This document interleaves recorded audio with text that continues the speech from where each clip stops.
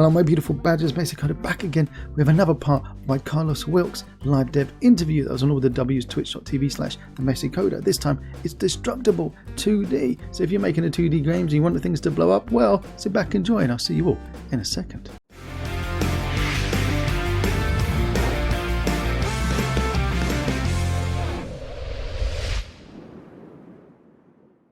Let's go into the first one. Click and tap. Click, tap equals stamp. Go. Pop, pop, pop, pop. Now, if I chop off these bits, this die doesn't fall. So there's no physics applied to the 2D, or can there be? Well, that's the next demo scene, right? As I explained before, the features are shown off one at a time. So the first demo scene just shows you how to destroy a sprite. There's no collision or anything. What optimize twice? Yeah, well, optimize basically halves the width and the height of the texture, which reduces the amount of pixels by 3/4, so it runs 4 times as fast. So if you click the optimize button twice, the width and height is now 1/4 and it runs 16 times as fast. But obviously you lose some visual quality, but I don't know. If you're running on mobile, it's usually not a problem. No, exactly. Oh, we're getting raided. We're getting raided by Irish John. Anyway, shout out to Irish in the chat. Thank you for the raid, Irish. We're playing about. We're gonna rip off Angry Pigs. Is it called Angry Pigs? Angry Birds, whatever it's called. We're gonna make Angry Badgers. We're gonna use Destructible 2D for it. Well, there's no demo scene like Angry Birds, but in my Lean Touch Plus asset, there actually is a demo scene very similar to it. Can I use the Lean on without the touch, like simulated, where you click in the mouse on the? Yeah, of course. Cool. So I was going to say that it'd be a really bad demo to be doing on the stream if I can't actually do anything. So you could use this to create something like Worms. Well, you missed his previous comment, right? So there's no one click to save a new prefab. Ah. Am I doing your job for you? You are doing your job. It's called a partnership, really. Do you know what I like about Cincy Studios? Cincy Studios come on and they read the entire chat themselves. And I just basically go to sleep when they're on. It's fantastic. They just take over. You don't know what they're talking about. Well, you can make it into a one-click save if you write the code yourself, hooking into your save. Yeah, but most people, at least that contact me, don't know how to code anything apparently. So you have to add a setting for that. So there's no way to one-click to save a prefab. You have to do a few more clicks. So I plan to improve that to make the in-editor painting features more, I don't know, easy to use, I guess. But most people only use it for the in-game painting features. Like basically 95% of my requests are, how do I paint this in this game? And it doesn't require creating prefabs. So that's why I don't focus on that too much, but I definitely plan to improve that this year. And his other question, can you use this to create something like Worms? Do you know what Worms is? Do you know what Lemmings is? Are you? Yeah. I've had a cat before, so I know what that is. And you can use it to create Worms, but the thing about Worms is the levels are gigantic and the destruction is pixel perfect.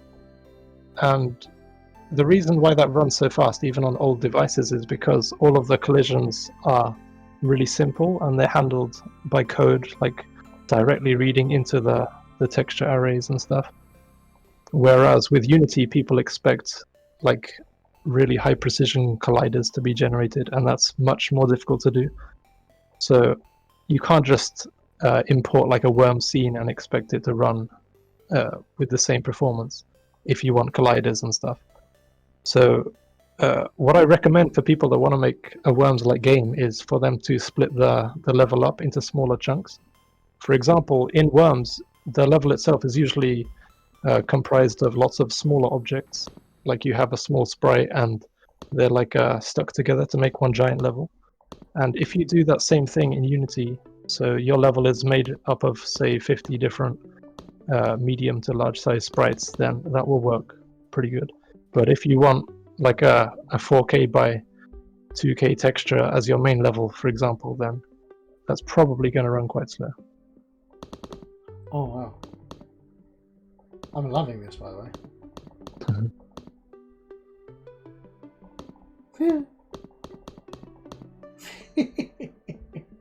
Oh wow.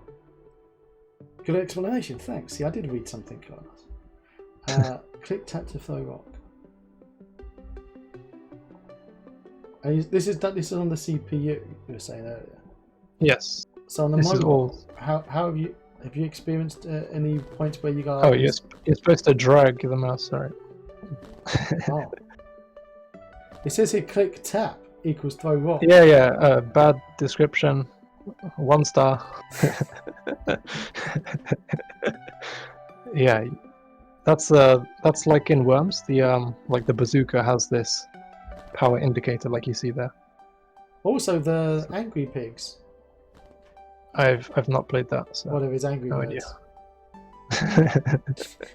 Angry Badgers, as it's now going to get turned into. So Robocop87 asks, could something like Sector be used to automate the creation of such chunks? Assuming he's talking about the destructible 2D levels, like a worm size level, then it's possible, I guess. I don't know, I've never used Sector, so I'm not sure, but I assume it saves and loads areas of the scene based on where the camera is. So that should work, but the reason why large levels are slow with this kind of destruction system is because there's so many meshes, polygons, polygon colliders that need to be generated. So splitting it up into sectors isn't really gonna improve that. Because there's no fixtures. Yeah, that's the point. If you just add a game object as a child, then it's going to keep duplicating every time it splits like that. But if you use the fixtures feature, then it's going to correctly attach it based on what's being destroyed.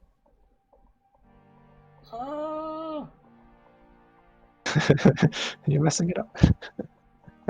Yeah. I'm really enjoying this. I'm nuts how I've not come across this before. How are you marketing your stuff? I don't know. I don't do much marketing, to be honest. I just make what I think are good assets. I try to add new features, and then people write me nice reviews, so I keep adding it. And then seriously, you don't do any marketing. Well, what do you define as marketing? Like, I don't do like Google ads, or I don't. Yeah, exactly. Yeah, like spam Twitter all the time. Spamming Facebook and things. No.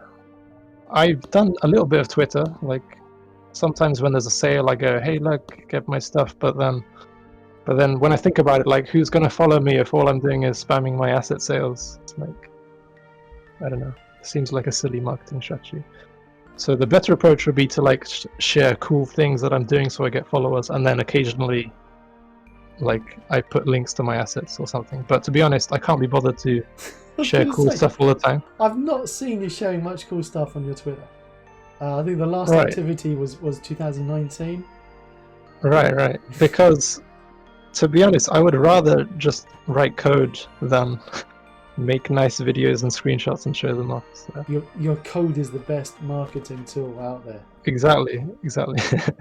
Well, no, to be honest, my free assets are my main marketing strategy, I guess. There you go. So like, if you want, right, so if you want free stuff and you want to make a mobile game, which most people using Unity want to do, then you're going to want some touch controls, because writing the touch controls by hand is really difficult, especially if you want to handle like a pinch to zoom or something like that. So my Lean Touch asset does that for you. So people are going to try the free version, they're going to like it in theory, and I have links in my documentation to my paid assets. So that's my sales funnel, I guess. But I don't do anything much beyond that, really. This is drag, slice, cut.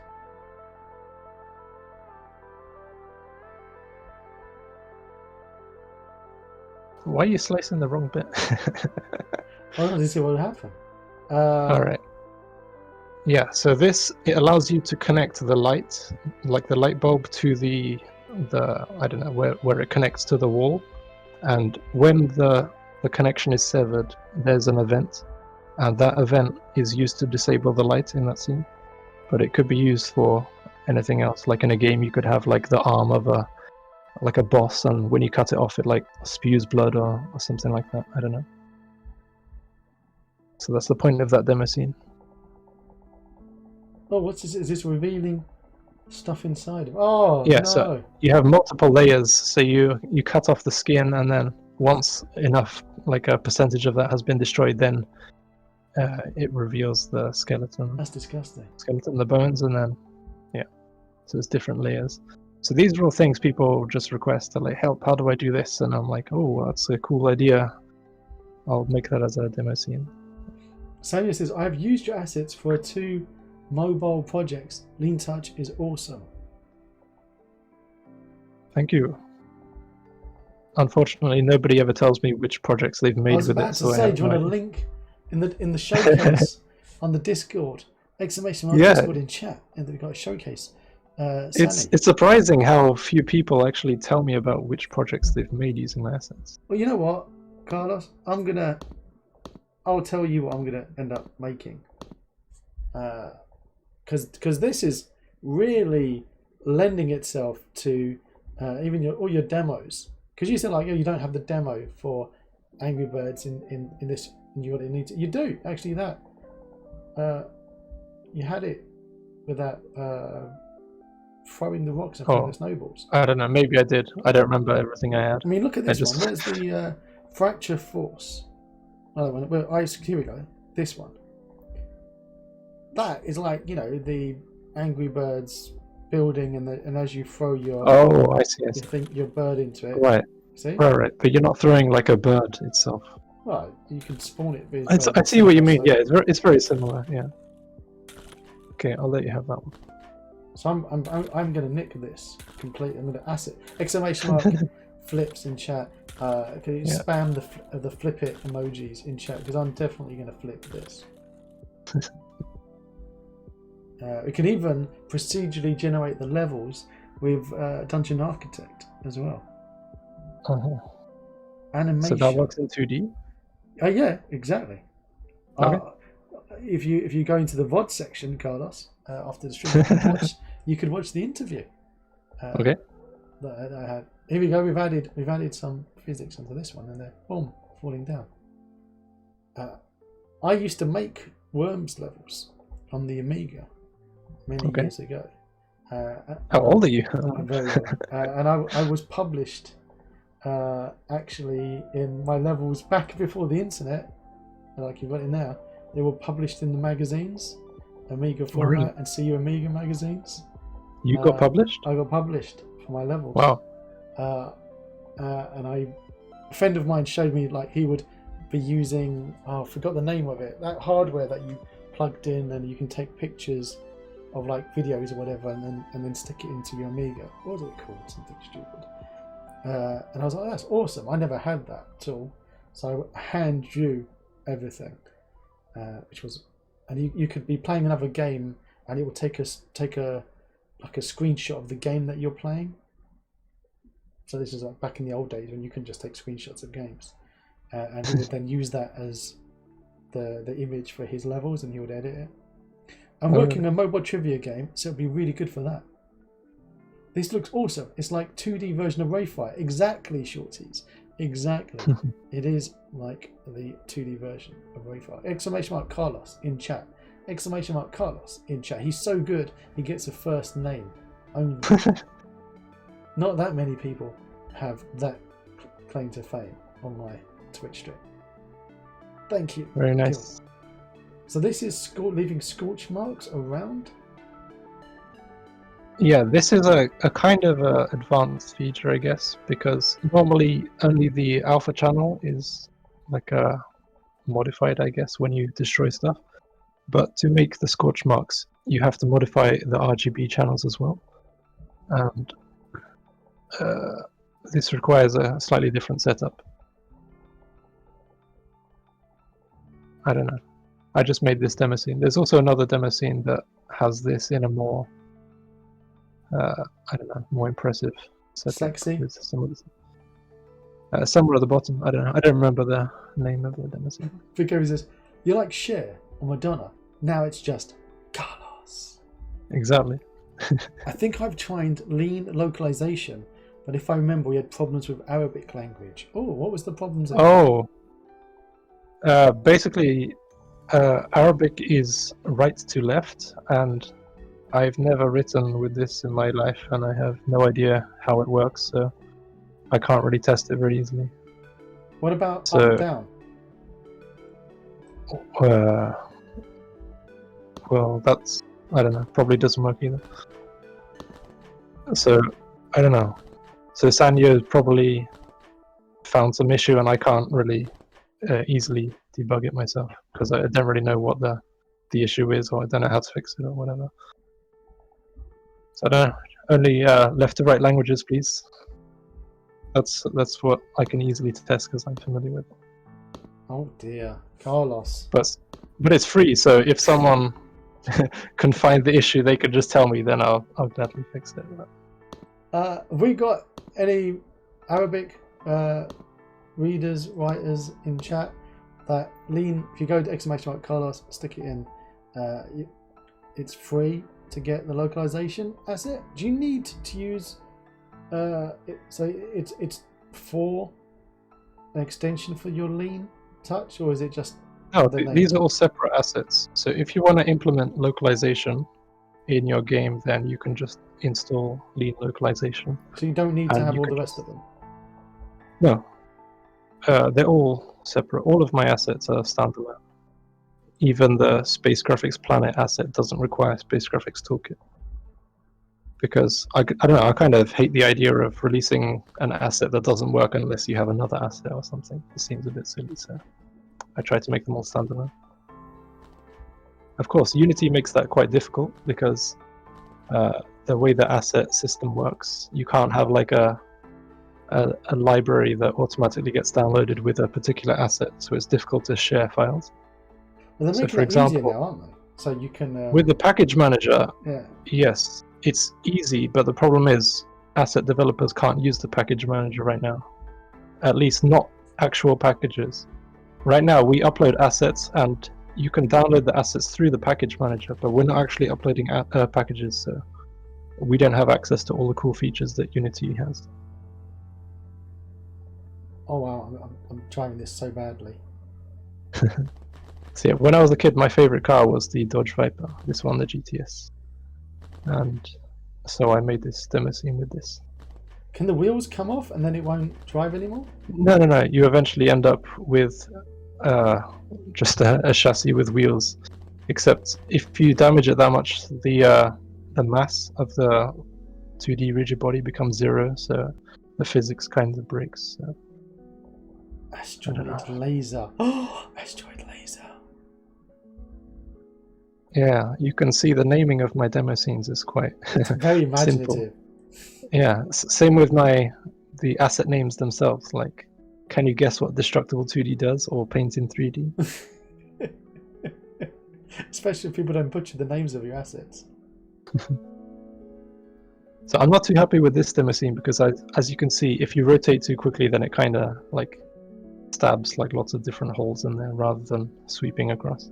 But sweeping across is pretty difficult if both of the objects are moving. If the object you are damaging is moving and the spaceship is moving, then you have two independently moving objects, and it's difficult to do a continuous sweep of that. So what's your favorite? What's your favorite? What favorite demo scene? The Asteroid Blaster. Astro Blaster. Oh, that would be my son's favorite. Anchor in Chat said the Dodge Viper was my favorite Age of Empires unit. It wasn't a Dodge Viper though. That was a AC Cobra, right? Age of Empires unit. Yeah, in AoE 2, there's a like a cheat you can use to get a car that has like a machine gun. I remember Is that a Dodge Viper? No, it's a Cobra. It's not a Dodge Viper. But yeah, they look very similar. Oh my god! Yeah, I remember that. God. I was very old when that game came out. Build a navy. Build a navy. Wood, please. We got this one. My kids. Just sitting there chuckling to yourself.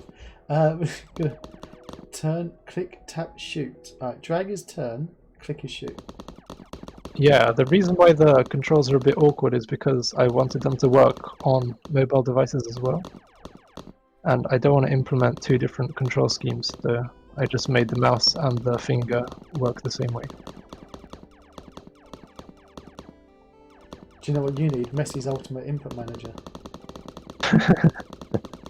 Well, you can... 1 star. Well, you can use Lean Touch for this, I guess, but I can't implement both assets at the same time because Unity makes that quite difficult to do. I'm loving this.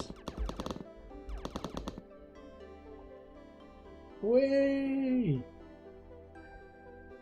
And we can stick events like when you actually say you get below a certain amount of mass, then spawn prizes or whatever, loot. Right. There's a component called D2D requirements. You can add that to any of these objects, like an asteroid, and you can say if the amount of remaining pixels falls below this value, then it runs a custom event. And that can be on, like you showed that layer. We played about with the layer one, so I could do. Yeah, that's how that works. You're right. So it's like pass the parcel, effectively. Underneath each layer is a prize, is a gift. Yeah, exactly. Yeah, so that kind of event setup is what I use in Lean Touch as well. So for example, there's a component called Lean Finger Tap, and it has an event, and then you can connect that to something else, and it's the same in Destructible 2D. I feel so sorry for these little, what are they, wasps? Hornets? Bees, wasps or something, I don't know. These are from Kenny NL, his free assets. Oh, he's very good assets. Yeah, I can do some art, but 2D art I'm really bad at, so all of the CC0 assets are my favorite. I just imported Lean Touch into my project. When I clicked on Assets Lean Touch Guide, I get the associated script cannot be loaded. Please fix any compiler errors and assign a valid script. Console shows copying assembly from temp blah blah blah to assembly. Fail. Your Unity install is broken, mate. Fix it. Those errors have nothing to do with my asset. So I don't know. It depends on which version of Unity they're using. I don't see how importing my asset would cause that to break. It's a specific about that multiplayer HLMPI. Right. I don't have any code that reads any multiplayer stuff. Big game. I would say close your Unity and open it up again. Yeah, sometimes that fixes it. Yeah, it's bizarre, isn't it? Yeah, you don't have to be using multiplayer for this. Just Unity sometimes messes up for some reason. I probably missed it. Did you say for how long are you on the asset store? I think the first asset I ever purchased was Lean Touch, and that was Unity 5. Yeah, you've been on the asset store now for what, 20 years? 20 years. Yeah, from before Unity was even out, I was developing assets. Like, help, the submit button doesn't work. Yeah, I've been on here since 2012, so it feels like 20 years sometimes. Yeah. You've seen a lot of changes. Yeah, absolutely. The first asset I released is Space Graphics Toolkit, and that was my first Unity project actually. And I was like, hey, cool, I can upload stuff to the asset store, maybe get some money, so I released that. And the rest is history. Oh my god, is this demo scene based off the appalling Star Wars movie where they jump to light speed? Oh, you know it. Is it in protest or is it in honor? I just thought it was a cool scene. I mean, obviously the scene itself made no sense and it completely destroys the lore of the whole series, but in terms of how it visually looks, it's really cool. I think that's how the movies are now. They're like, what looks cool? And then the writer's like, but this doesn't make any sense. And then the graphic artist is like, but it looks so cool. So that's how Star Wars works now, I imagine. Yeah, and also are too lazy to work out a proper resolution. So they're like, Deus Ex Machina, let's just do it. Yeah, I haven't even seen the latest movies. Like the Last Jedi put me off so much. I was like, wow, I'm not even going to bother. That movie is an abomination. I know. I really liked Star Wars, but The Mandalorian has saved everything. Seriously, everything's saying it's really good, but I'm like, I don't know. It is The Mandalorian. Everything has been saved. But after that, they announced like 50 different series now. Like, I know, but I'm hoping how many of those are going to be the same. It's the same people behind who are working on it that did The Mandalorian. If that's the case, hope so. If that's the case, then they're going to be awesome. You hope so. Yeah, exactly. If it's not, then all the goodwill that they've got back from The Mandalorian. But just going to lose. The question is, who made it good? Really, it's probably going to be the directors are going to be like, yeah, we are the geniuses behind this. We're going to work on the next series, and it's going to be amazing. But we saw what happened with Game of Thrones. Like, they got bad when they ran out of source material. Yeah, but they thought they were geniuses, right? And then they're like, yeah, we can do these last few series on our own, and then they end up jumping. That's the thing, the entire Mandalorian wasn't really using source material for the stories. It was using... That was the other nice thing about the Mandalorian. It uses the legends, which was deemed as no longer canon. They just turned around and went, no, we're going to make it canon. Again. So they were written by people with some competency, I guess. Oh yeah, who actually loved the source material. So if these new series are like made in the same vein by people that actually know how to write stuff, then I have some hope. But if it's like the director that isn't so good at writing is in charge of everything and they're making all the decisions, then I definitely worry about that. I'm not going to give you any spoilers for The Mandalorian, right? But I'm going to tell you, it's done 2 seasons now, and it hasn't yet put me off. Well, that's what they said about Game of Thrones, but we'll see what happens there when they run out of material. Oh yeah, we'll wait until he gets to season... If they can get to like season 5, and then I'm like, okay, this is now getting tired, I'm going to be like, you know what, we got 5 years out of it. And I'm going to be chuffed. But it's Disney, they're going to take it to 10 seasons, and then I don't know, they're just going to introduce new plush toys, and then I don't think they can do any worse than The Walking Dead. You know. Yeah, I really like that, and then, wow, I can't even watch the new seasons. 3 seasons ago, I was like to my wife, just tell me what happens, and I'm not even going to watch it. I stopped watching it after they go into the forest and most of them get killed. It's like, it's ridiculous. I can't even. I don't even know if I saw that. I don't recall it. Most of the material came from the old WEG Star Wars D6 RPG. Okay. Which is the RPG I had wasn't D6. D6. It was D8. The one I had was what are they called? West. Oh. You tell me in chat. Did you play any pen and paper role-playing games as a kid? West End games, yeah. Was it 6? No. 6? I didn't have any friends that were into that. You didn't have any friends? No, didn't have any friends that were into that. I just Carlos, no friends growing up. had no friends. What is pen and paper? You can play pen and paper games? What is this? Do you know what? I still recall as a kid, my brother came home from school and someone had lent him Dungeons and Dragons game that basically you could play single player because it had with a tape recorder, and the dungeon master effectively was the tape recorder. Okay. So yeah, if you were Jimmy No Mates, you could still do pen and paper role playing games. But how would you find out about that before the internet and without any friends? You see, W.H. Smiths. Yeah, well, when I was a kid, I was growing up in like the PlayStation 1 era, so I would play that with my friends. I used to play lots of like Grand Theft Auto 1 and 2. Oh wow! And, what that Gran Turismo thing? Yeah, Gran Turismo, absolutely. That's one of my favorite That games. was so beautiful. That was like, I remember looking at that on the PlayStation 1 going, it's like watching real life. I know.